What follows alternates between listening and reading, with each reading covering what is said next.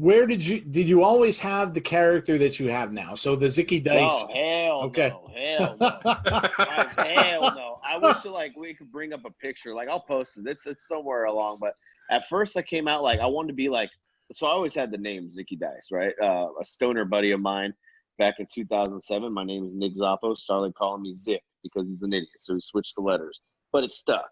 So everyone started calling me Zick, and on the road with bands, that just evolved into Zicky because people just had one add on whatever. I always had some dice in my pocket because we were always shooting dice. So boom, there it was Zicky Dice. And at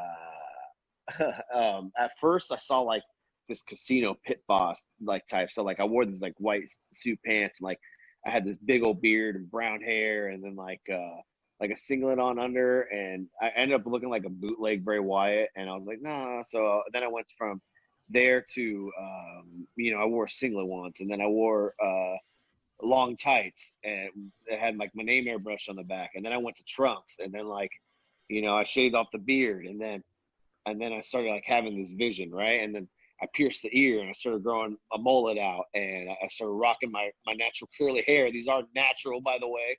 And then I was at the gym with a buddy of mine, 5:30 in the morning. We were clowning on some dude, which you shouldn't really do in retrospect, but hey, it's 5 in the morning. I got to do something to have some fun. And I said the word outlandish, and it came out just like that. And immediately a light bulb just ding. My brain, I try and explain this. My brain, I don't know if you've ever been to Disneyland or, but there's the ride Space Mountain where you go on the roller coaster and there's like stars shooting at your face extreme. That is my brain at all times with ideas, like constantly. I have a very creative mind. I think of life in sketches. I think I'm very easygoing until I'm disrespected, and then there's and that's a whole other story. But I started adding that into the character, and I started bringing out the bright colors and doing the working the way I wanted to, and following the wrestling that I grew up loving.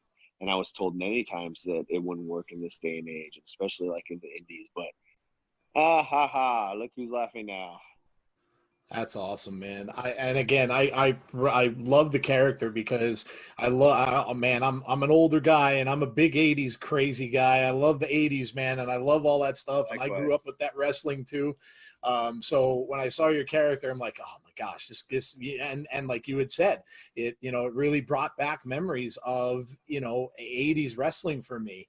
And and like with that, like I mixed in, I don't mean to cut you off, but like I mixed, that's a lot of myself, you see, like as cliche and corny as that sounds, but like I've been through a lot of trauma and bullshit, and like Outlandish Zicky Dice is just like this alter ego that I get to, I get to escape the world with and believe that I'm him.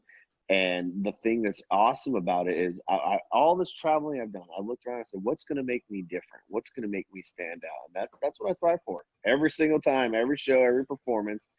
And, I've still got a lot of tricks under my sleeve that I haven't revealed yet. So best way, just gotta keep watching.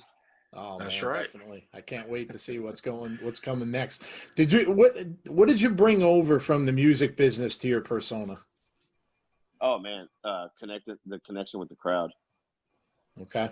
How to connect, and I'll tell you what, that gave me a head start above everybody, and I still think that I can connect in some of the big names that you see today. That's it. Is the connection, how to connect, whether I get booed or cheered. I'm very good at doing both. Did you always want to play a heel, or did you ever do face? I mean, have you gone back? I did, and I have here and there. I prefer, it's funny, like, true story here. First match, I wasn't told heel or face, and I was just told to, go over dirty and do this. And I came back, and Billy Corgan's like, dude, he's like, you were supposed to be my top baby face. And I was like, oh, and he's like, I swear, and I was like brand new day one. That's the first thing the boss says to me. I'm like, oh, I like stopped in my tracks. He's like, but God damn it, I can't ignore that reaction. He's like, let's go. And I was like, but when I walk in, if you watch the first episode back where I debut, they're quiet. By the end, the whole crowd is booing me. Everyone in that damn arena, and the crowd there will decide if you stay or go, like straight up. Yep. You know, they're very diehard NWA fans, and you know, I love having them hate me.